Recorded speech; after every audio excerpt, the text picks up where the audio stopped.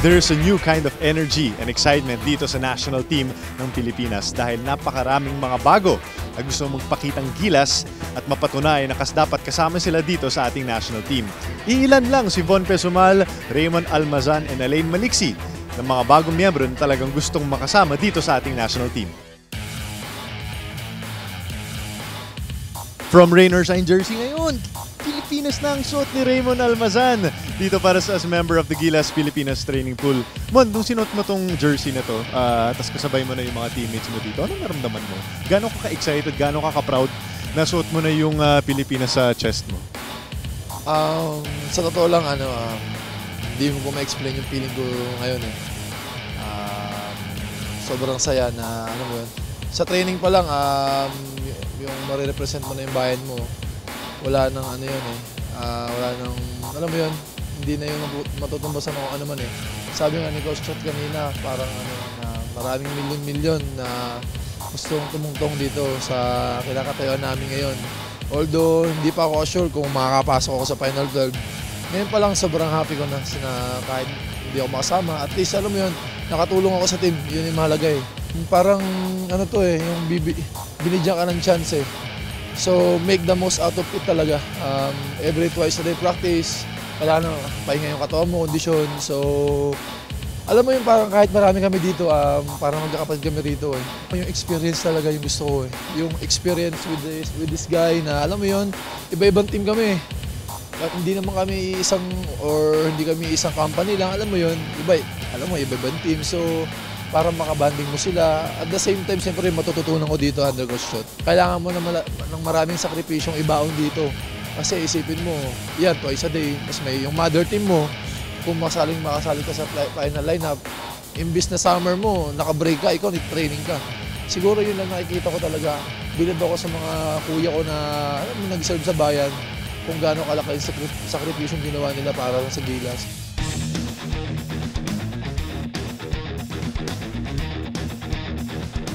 Para sa'yo personally, ngayon na nandito ka, kasama mo yung Gilas Pilipinas, gaano ka ka-excited para sa opportunity na maging part ng national team natin? Siyempre, it's an honor to serve the national team and to play for the national team, di ba? So, siyempre, isang malaking experience din to for me and to improve more as a player and as a person, tulad nga ng sabi ni Coach Chot. So, nakaka-excite. Siyempre, makakasama mo yung mga dati mong mga nakakalaban and matututo ka din sa kanila. So, mag-grow ka as a player and as a person din. Matututunan mo kung paano makisama din sa kanila. Alin, alam natin na napakaganda ng pinakita mo ng Philippine Cup with the Star Hotshots. No? Ngayon na naging part ka rin ng team ngayon, gano'ng kalaki din siya as confidence booster para sa'yo personally? For me, siguro yung matututunan ko lang dito, pwede ko may apply dun sa team namin. Kasi sa team namin, ano lang naman ako, dumi-discard lang ako, wala naman akong naka-assign na play. So, more on nag-spot up lang ako and nag-create lang ako kung may opportunity o kung may mga ano. So, yun nga, hopefully mag-grow ako dito and ma-improve ko yung mga kailangan ko ma-improve. And marami akong matutunan kila Coach Chot and sa mga teammates ko. So, madadala ko sa team. New experience yan eh. Parang kumbaga, as a college player ka, you're entering a PBA team. Parang rookie ka, so sobrang nakaka-excite talaga na, uy, andyan, bagong coaches, bagong teammates, so parang bagong system. So parang kailangan mag-work hard again. And yun din yung naisip ko, parang magkatrabaho na naman ako panibago. Kasi syempre sa team ko, alam ko na yung sistema, alam ko na kung paano ako maka-score. So yun na lang yung ginagawa ko.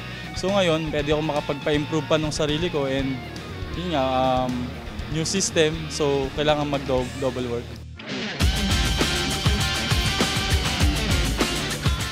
This morning or this afternoon, you put on that jersey that says Philippines. What's going through your mind, especially when you stepped into the court and you saw, all of these different players that you'd be participating with? Actually, hindi nag-sink in eh. I was telling you a while ago. I think my mind wasn't ready for it yet.